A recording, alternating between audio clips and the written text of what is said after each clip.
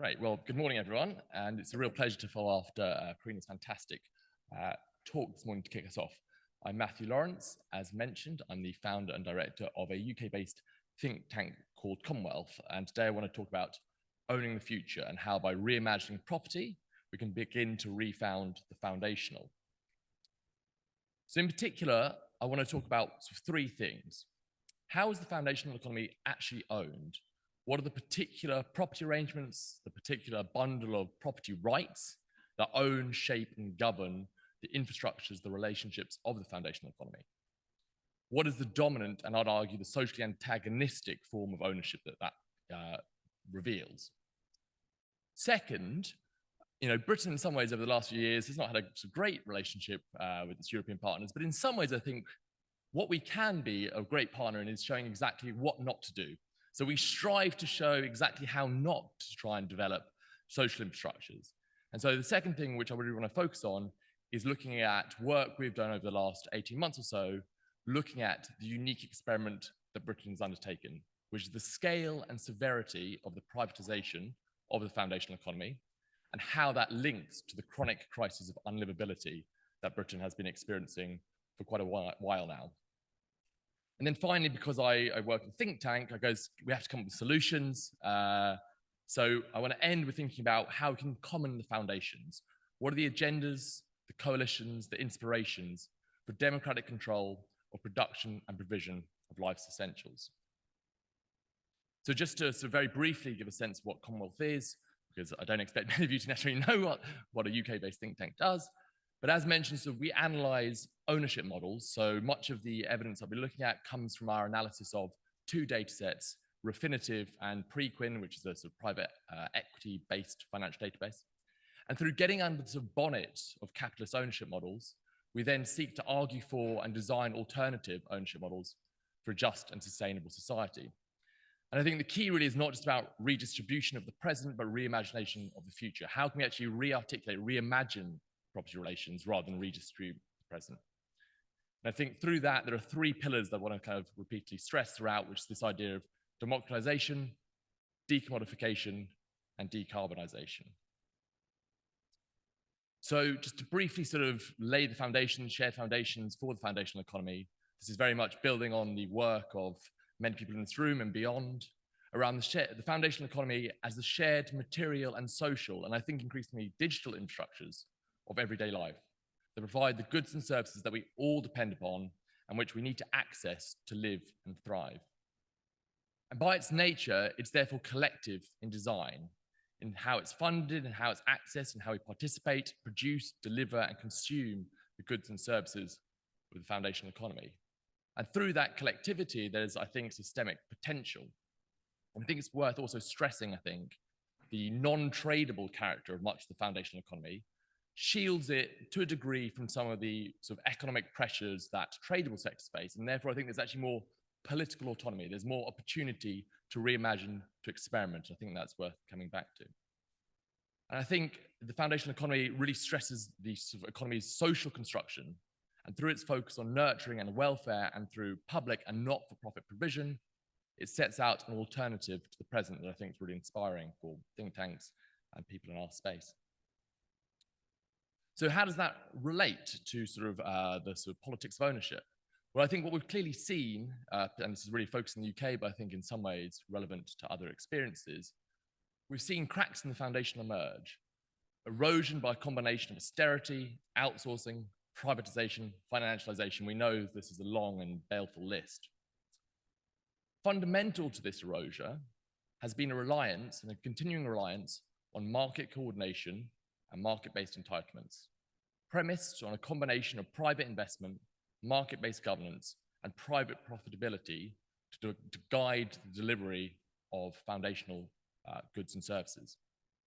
In other words, instead of meeting societal needs through sort of planning and delivering that as a society, we leave it to market-based metrics in which power and decision-making is monopolized via sort of capital and its intermediaries, and that leads to the sort of systemic underprovision of that which we need to collectively thrive.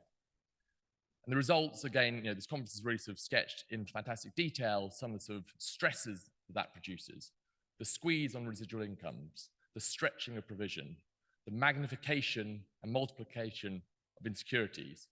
And of course, the sort of shift from public to private provision has stressed to breaking point the ecological systems upon which we all rely.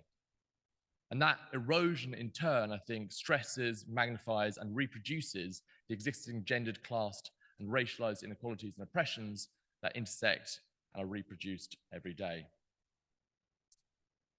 So, what is the dominant property form that underpins the foundational economy? Well, it is this sort of toxic combination of a private, financialized, concentrated, exclusive and exclusionary model of ownership that underpins and reproduces market-led delivery of the foundational economy. While the form, while the content might vary, the form is the same. So we can see, for example, sort of private equity vehicles dominating in sort of childcare provision and adult social care in the UK, significant role for publicly traded multinational corporations in delivery of utilities, the role of giant asset manager giants like Macquarie and fundamentals like the water industry. And while they might all in some ways have different forms, they all funnel upwards to the same beneficiaries, broadly a network of internationalized and disproportionately wealthy asset holders. In other words, the foundational economy is in the grip of a web of extractive ownership models which has cracked the foundations. And this is not by chance. In the UK and beyond, I believe, it is a political project of predation, a project of predation that has transformed the foundational economy into a site of rentier extraction. This has been an active process of assetization. It's not just about privatization, about the shifting from the public into the private, but it's about the nexus of law, of regulation, of tax, of macro fiscal regimes that have made it all easier for private owners to extract wealth and concentrate wealth out of the foundational economy. So now I just want to turn to the UK and its unique experiment. There's this lovely line by Bertolt Brecht which says something like, to be truly radical, put your finger on something and ask, how did it get here? What are the social metabolisms? What are the ecological catastrophes that have brought these things before us into our life world, into the relationships that they have? And I think if you put your finger on the ownership structures, on the financial flows, on the sort of metabolisms that sit behind the UK's foundational economy, you're led to similarly radical conclusions, and actually the argument that it's very reasonable to have radical systemic change of how we organize the foundational economy. So it is worth stressing just quite how unique the UK's experience has been. So I'm sure potentially others have caught up in the last 20 years, but, as trailblazer in some form at least. But since Thatcher came to power in 1979 till the early part of the millennium, almost half of all the value of privatized assets in the OECD occurred in the UK. Almost half of all assets. And I think that story is inseparable from the crisis of unlivability that many are experiencing. And I think it's important to stress that crisis of unlivability is not new. It's been revealed and extended in the UK, but many low-income households have been facing this chronic crisis for many decades now as a result of this transformation. And it has exposed and underscored the sort of inadequacies of market-based provision. And I think it's also, and I think the work of scholars like Isabella Weber have really sort of spotlighted this, but it's also like stressed the distributional conflict and that intensification. So some work we did early last year showed that the FTSE 100 profits, non-financial corporations, are up 1/3 in the last couple of years relative to the pre-pandemic average. And as we'll see, many of those companies are rooted right in the foundational economy. So we're seeing rent and profits expand at significant social cost. So I'm going to run through a number of the cores here, and starting with adult social care. And as Karina and indeed Emma's work sort of testifies, the care economy is deeply complex. Adult social care is only one form of it. And I think in some ways, the unifying factor is that it's undervalued systemically, despite its diversity. I think one thing it does share with many of the other sectors is it has been subject to these forces of privatization, financialization, and austerity. And that has changed the nature of provision of adult social care. So for example, roughly 85% of adult care home beds are now in the for-profit private sector, which is almost a complete inversion of the equivalent sort of provision sort of distribution from 2 or 3 decades ago in the UK. And I think key to this is the role of private equity-backed vehicles, whose business models involve complex financial engineering. We looked at one firm, which actually has collapsed, but Four Seasons, which had 185 different shell companies through which it distributed its profits, which is a strange way to organize the provision of care. I'm not sure you need 185 Cayman Islands sort of bank accounts. But they really sort of intense financial engineering, debt-funded growth model, and the worsening of conditions. And I think we obviously saw that really brutally in the way that COVID revealed sort of mortality rates in private equity-backed care homes were significantly worse than cooperative and public care homes. I think in some ways this reflects the fact that in the UK at least, private equity-backed adult care homes are much more about being real estate owners, and their portfolios are much more about owning real estate assets than they are about care providers. That sort of centrality of real estate obviously takes us to housing, which I think is obviously the UK's perhaps most famous for of all its various crises. And shelter, that most fundamental need, has been transformed by the logics of the asset economy, and in some ways is the epicenter of the asset economy. This idea that your chances in life, economic security, is increasingly defined by whether you own wealth, whether you own property. And again, nothing, no crisis is natural. All crises have social origins.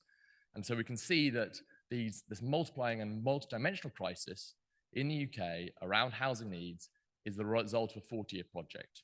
The retreat of public provision, the retreat of public planning, the growth of market-led for-profit delivery of housing, whether home ownership or for renting, and of course, intense financialization, which has created this multidimensional crisis. There's quite a few statistics here, but just to sort of reinforce it, what we've seen as a result are many losers of this crisis. We've seen a collapse in the building of social homes over the last 30 to 40 years. And unsurprisingly, that has led to a spike in this chronic waiting list crisis that we can see here, 1.2 million people in England alone last year. And this is only going to get worse. Within a few years, we're expected to see 1 in every 5 households in England living in unaffordable housing, a chronic emergency of the foundational economy. Yet, of course, some are winning. The UK is now the largest single sort of home in Europe for Blackstone, the world's largest private equity real estate portfolio manager. Margins on private developers have gone consistently up in recent decades. And I think this is particularly striking, sort of bit of analysis we did the other day. The average net margin of residential company landlords listed on the London Stock Exchange is almost 10 times the FTSE average sort of index, the share ownership. I think complicating the politics of the financial economy is that actually there have been other winners in some ways. Of course, they also lose in a way.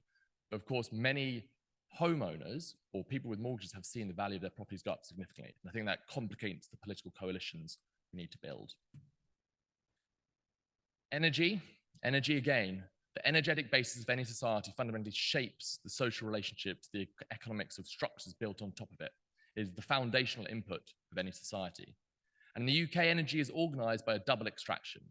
There is, of course, the private dominion and extraction of natural resources, but then through the pervasive privatization of the energy system, we see a second extraction, the extraction through household bills and other sort of forms of payment from households through to the shareholders of these energy companies.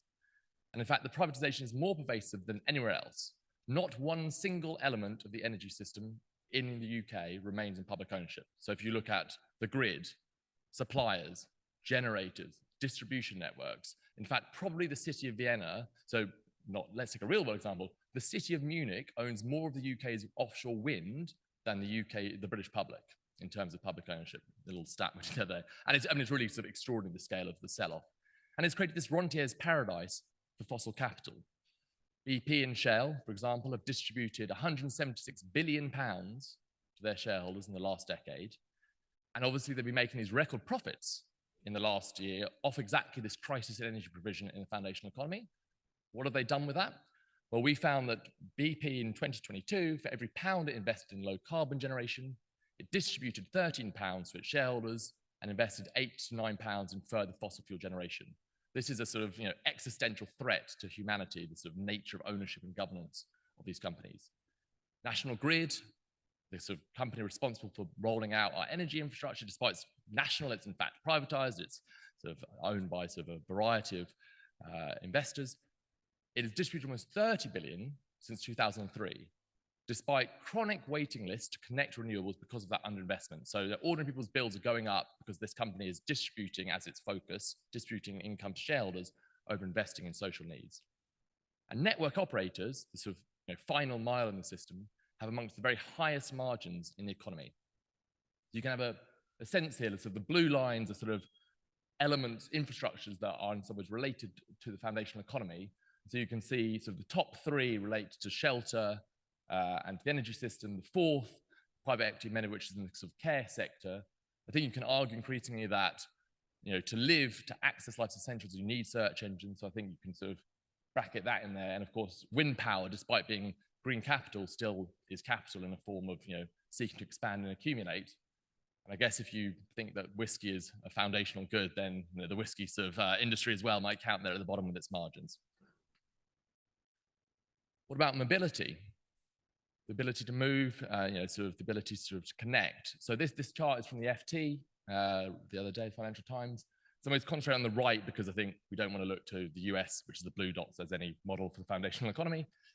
What we see here is that the further right, essentially, the better the transport, the sort of more regular use of public transport systems. And what we see here is there's a sort of tight correlation where the stronger sort of the publicly owned and publicly provided the systems are, the better the systems are. The green dots, sort of continental Europe. Most of the UK cities fare very poorly. I think what's interesting here is actually the best two performing cities in the UK, London and Edinburgh, are the only two that have retained publicly controlled and broadly publicly owned transport systems. And an example, I guess, of this sort of transformation of the foundational, this shift from public to private, is this statistic. Since the privatization of municipal sort of bus networks in the late 80s, the cost of taking the bus has doubled in real terms, while the real-term cost of driving has fallen by 12%. And I feel like this is a list of increasingly like, oh, this is the most foundational good. No, this is, but I guess water really is the foundational good. And what we see here is, and people might have seen in the news, sort of Thames Water, the largest water company in England, which almost fell over in the summer, partly because of financial engineering due to Macquarie and other private equity-backed deals over the last few years, loading it up with too much debt. Nonetheless, the water industry in England has paid out £72 billion since privatization. In that time, it's added £60 billion worth of debt, even though its debts were cleared off at privatization by the government, which is a rather kind gift. And I think what's interesting to note is it says rip off Britain, that really should be rip off England, because Scotland and Wales provide counterexamples. So they have resisted the privatization of water.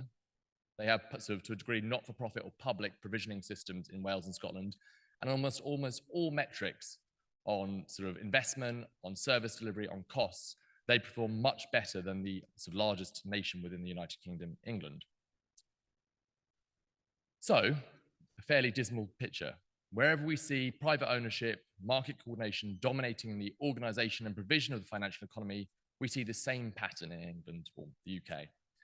Underinvestment versus sort of staggering payouts for internationalized shareholders, sort of often intermediated through large-scale asset managers, and of course, very significant sort of pay for the sort of management class. The CEO of National Grid was paid almost £8 million last year, for example. We see systemic fragility in the business models and the offloading of responsibilities, inadequate and, of course, rapidly rising and costly provision, insecurity for workers and users, which is the flip side of the attempts to squeeze up those margins, and as a result, sort of residual income that is stagnant and squeezed. And this isn't a malfunction, this is the system operating as designed. It's the system being designed as a site for the rentierized extraction of wealth and its concentration upwards. So I think what it tells us is if we are going to build a needs-centered economy, a decommodified economy that displaces market coordination with democratic ownership and provision, we really have to take the property question seriously. It's not enough to just, this would be a good thing, but it's not enough to just put more money, public investment into the foundational economy if we don't sort of challenge these sort of extractive models that sit behind the ownership and governance of the system. So in other words, we have to rethink property relations that structure the circuit board of the foundational economy. We need to think of the foundational economy as not reducible to a financial asset or revenue stream, not really as a property, something to be owned at all, but rather a set of rights and obligations, collective and public in nature. Stressing that property, and I think this also applies to infrastructure, as Karina was arguing, stressing that property is not fixed and immutable and unchangeable, but it's liquid and there are inherent possibilities to experiment and rearrange with it. That it's politically ordered, that it's backstopped by public authority, by sort of social metabolism, and therefore it is capable of being rearranged. It is not like manna from heaven, market provided and ordained. We can actually rethink, experiment, and scale public-orientated, cooperative and commons-based models of ownership and provision. And so we can see then an alternative mosaic emerging of bounded and sort of squeezed in markets in which market actors can act with users and workers who have fundamentally more power when they enter markets. An enabling state that both sort of owns and delivers at multiple scales democratic forms of provision, but also invests to sort of scale social innovation and sort of provide resilience. More resilient households that are attentive to sort of gendered inequalities within those households.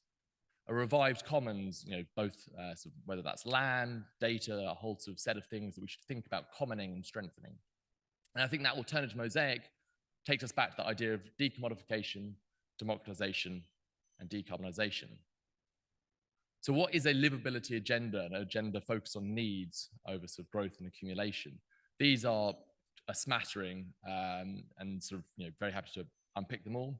The idea of a living income, the idea of a minimum sort of floor that no person will fall below. Of course, the well-developed concept of universal basic services, of mobility and care justice through cooperative and public provision, both wage and unwage. I think we need to think about those clearly both. Decommodified housing, this particularly speaks to the UK's problems, public housing and the regulation, the re-regulation of the private rental sector, to shift from an extractive energy system to an energy democracy, which provides the basis through public ownership and community ownership of what some are calling in the UK sort of a minimum energy guarantee. So this idea that every household would have a free block of free energy, after which sort of there would be escalating sort of costs, but that minimum block would sort of cover most people's basic needs. This would obviously require a more active asset taxing sort of fiscal state. And again, going back to Weber's work, we need to think about new modes of economic coordination. How is price formation actually achieved? Lift up the bonnet of sort of markets, corporate sort of actors, sort of ownership structures that sort of help shape that. And of course, it's not just about sort of formal transformations in ownership, it's about the content. So thinking about democratic governance, thinking about voice of users and sort of workers in sort of a sort of new mode of co-production. And I think potentially above all, maybe sort of the redistribution of time. So in a highly rentierized society, more sort of money in your pocket, often as a sort of fungible benefit, just gets extracted out to landlords or to sort of through to sort of shareholders of your energy companies, whereas time is a non-fungible benefit that we can all absorb, all enjoy. But finally, that sounds nice. Well, hopefully that sounds better than the present at least, but a challenge, as that slide and as hopefully I've demonstrated has shown, that agenda would directly challenge the interests of some of the most profitable corporates in the UK, and therefore some of the wealthiest sort of owners of income-bearing assets but not just the UK, globally, given the internationalized nature of ownership of these sectors. So how do we dislodge the rentier, particularly when we are traversing difficult terrain, given the fragmentation of sort of social and political forces that might seek to overcome rentiers? I think obviously we need to move at multiple levels, but we can maybe start with the city as both inspiration and incubator. The city in general, but I think, given we're here, why not Vienna as inspiration? Thinking about new imaginaries for infrastructural transformation through new ways of coexisting in the city. Thinking about sort of the heroic heritage in a way of Red Vienna and its continuation through to today. It's obviously a complex story, but thinking about collective resources and infrastructures to expand genuine freedom. Communal luxury over private consumption, whether that's the playgrounds we see outside, public transport, new forms of care, food systems. There's a whole array we can think about to ensure that access to life's essentials, not so we can just live, but actually so we can thrive, is no longer contingent on the market, but is a right of existence. And that is a world in which we shift from the private to the public, from the extractive to the generative, from the growth-focused to the living orientated. And I think above all, perhaps, this is a challenge not of policies or analysis, but a challenge of politics. So to refound the foundational will require, I'd argue, a reimagining of the political, just in time.